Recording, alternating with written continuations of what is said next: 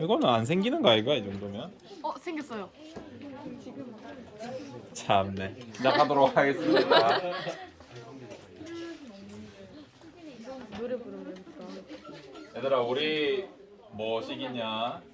오늘 다이킹호 화성 실험체 탐사 실험 요거에 대해서 수업을 할 겁니다. 우리 교과서 30페이지인가? 보면 대단원 문제 보면 왼쪽 페이지의 오른쪽 위에 아닌가? 왼쪽 페이지 왼쪽 위에 보면 6번. 이제 관련 사진이 있어. 혹시나 태블릿으로 볼 친구는 우리 강의 당근 2강 적혀있는 거기 요 페이지가 있거든요. 그 PPT 혹시 받아 쓰는 친구들 그걸 조금 참고하시면 됩니다. 양옆으로 PPT를 띄워보거라. 이제 이 실험은 뭐냐면 예전에 우리가 화성을 탐사하려고 하면 비용이 많이 든다 그랬잖아요. 그래서 사람 없이 한 1970, 80년, 80년대에 우주에 가서 생명체가 있는지 가장 지구와 가깝다고 판단되는 이 화성에 가서 확인을 해본 실험입니다. 근데 우리 참고서랑 내용들을 보면 대부분의 책들 보면 문제가 뭐냐면 인쇄비를 아끼려고 했는 건지 그들은 중요하게 생각하지 않는 건지 모르겠지만 봐봐요. 그림을 한 방에 합쳐놨어. 근데 실제로는 이 실험은 단계가 복잡하거든요. 그래서 그거를 분리해서 설명을 해줄게. 그래서 이걸 이해할 수 있었으면 좋겠다. 일단 이 실험은 원래는 학습하지 않고도 실험 과정을 제대로 설명해주면 여러분이 판별할 수 있어야 돼. 근데 알고 하는 것도 나쁘지 않아. 이 실험의 먼저 가설은 뭐냐면 화성에도 생물이 광합성을 할 것이다 라는 가설로 출발하는 실험입니다. 일단 단계를 한번 적어보면 1단계 어떻게 하냐면 먼저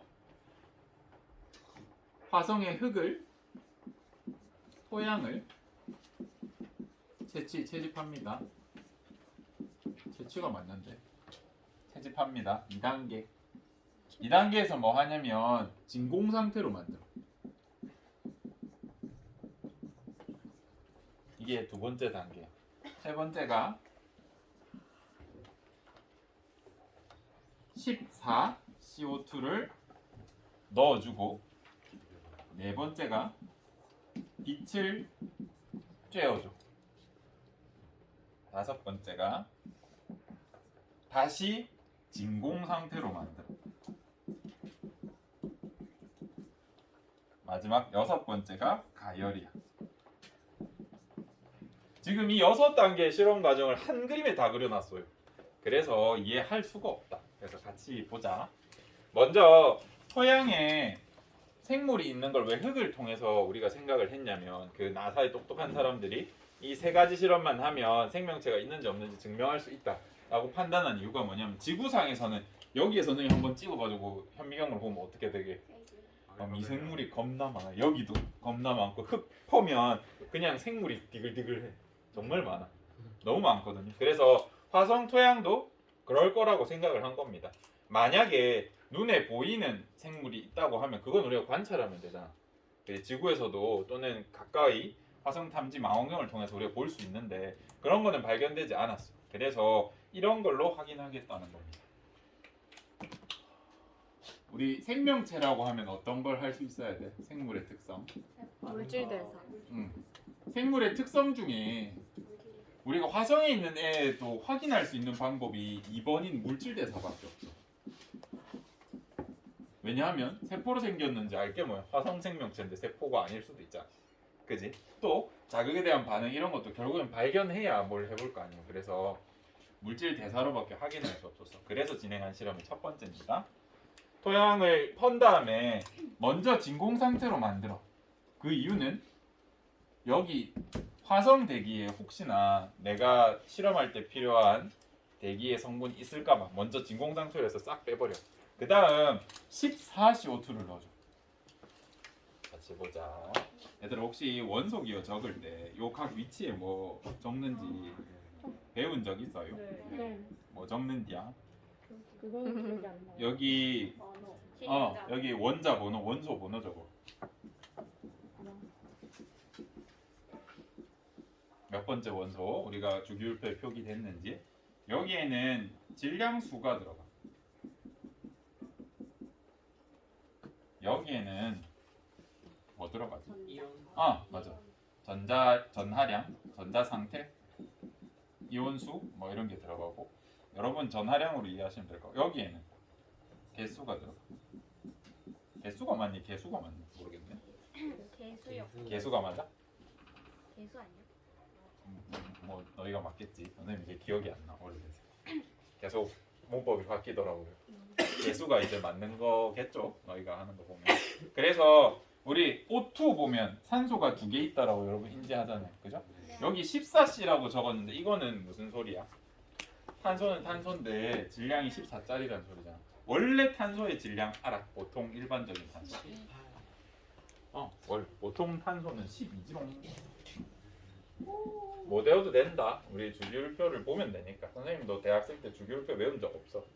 실험학원 할 때 표 보지 우리가 이렇게 외우지 않아요. 주기율표도 종류가 많거든요. 근데 여러분은 화학 하실 거면 시험 문제 풀어야 되니까 외우셔야겠죠. 보통은 12야. 그래서 우리 요런데 우리 주변에 존재하는 탄소 다 조사해 보면 99.99999% 너무 많이 했나? 요 정도는 12탄소야. 근데 정말 드물게 어떠한 에너지 이상 상태 때문에 11탄소가 존재할 수도 있어. 정말 낮은. 그다음 13탄소가 존재할 수도 있어. 이것보다 더 존재하기 힘든 게 14탄소야. 이건 우리가 실험실 환경에서 만들어주지 않으면 웬만하면 안 생겨.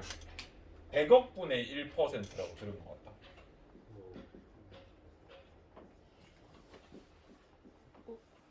존재할 수도 있어. 이 확률. 문제가 100억 개 있으면 한 개 정도 있을 수도 있어.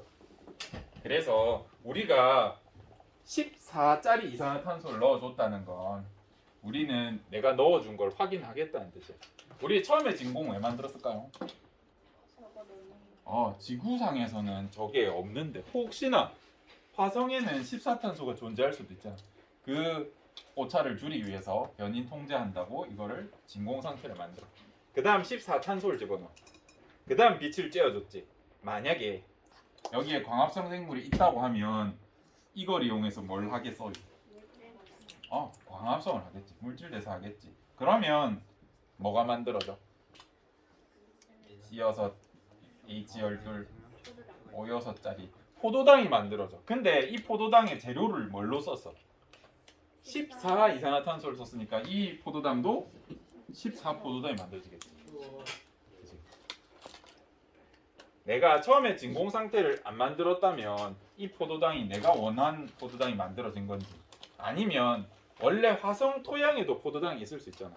그지? 그거를 알 수 없기 때문에 내가 14 이산화탄소를 줘서 14 포도당을 만든 거를 확인하기 위해서 이 짓을 한 겁니다. 혹시나 포도당 그냥 일반 탄소로 만들면 여기 포도당 있으면 어쩔 거냐고. 그지? 우리가 내가 만든 건지 원래 존재했는 건지 판단이 안 되니까 14 이산화탄소를 넣어 본 겁니다. 그 다음 공기를 다시 빼. 다시 뺍니다. 요건 좀 이따 설명할게요. 왜 하는지. 그 다음 가열해. 그럼 무슨 일이 생기겠어요? 포도당이 타. 포도당이 타겠죠. 포도당이 연소됩니다. 포도당이 연소되면 뭐가 나와요? CO2랑 물 같은 게 나와. 그럼 이때 만들어진 이산화탄소는 몇 탄소를 가지고 있어? 14 이산화탄소를 가지고. 그러면 얘는 일반적으로 만들 수 없는 방사성 동위원소라고 하는 녀석이기 때문에 여기에 내가 넣어준 14 이산화탄소로 만들어진 14 포도당이 만약에 존재하게 됐다면 내가 이걸 불태웠을 때 여기서 나오는 14 이산화탄소를 이 방사능 계측기가 감지할 수 있어. 그럼 삐릭삐릭 삐릭삐릭 이렇게 신호가 오면 여기서 광합성이 일어났구나를 알 수 있어. 그러면 이 상태에서 진공 상태 왜 만들어줬을까?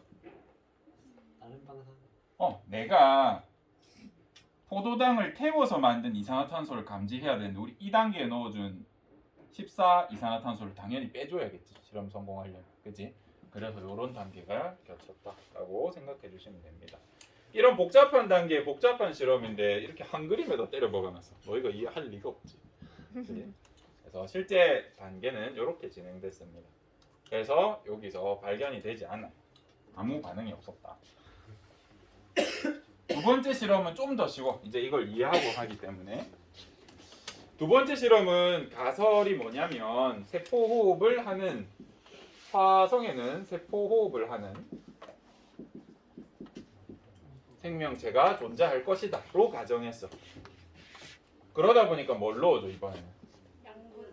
14탄소로 된 유기양분, 탄단지, 포도당, 아미노산 이런 거 넣어줘.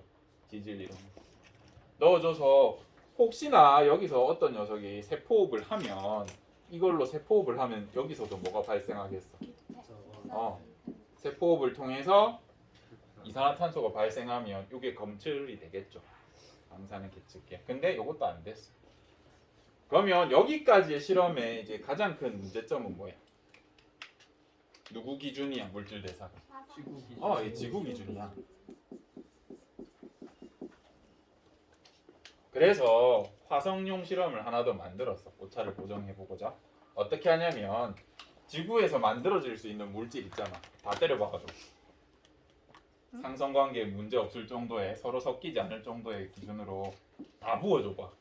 그 다음 만약에 여기 미생물이 존재했다면 이걸로 뭐라도 하겠지. 그러면 이 안에 있는 기체 조성이 조금이라도 바뀌지 않을까라고 생각해서 여기에 기체 분석기 먼저 이 안에 기체를 파악한 다음에 이걸 넣어줘.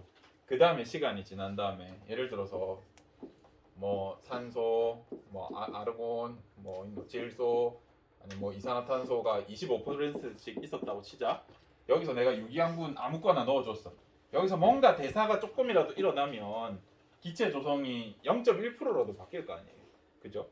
그거를 감지하려고 했는데 변화가 없었어. 그래서 공식적으로 우리는 화성에 생명체가 없다라고 판단합니다. 가 교과서에 있는 내용이에요. 근데 여기서 약간 뭔가 있었어.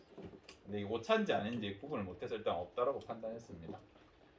그래서 우리 화성 바이킹호 실험은 이렇게 설명할 수 있습니다. 됐죠?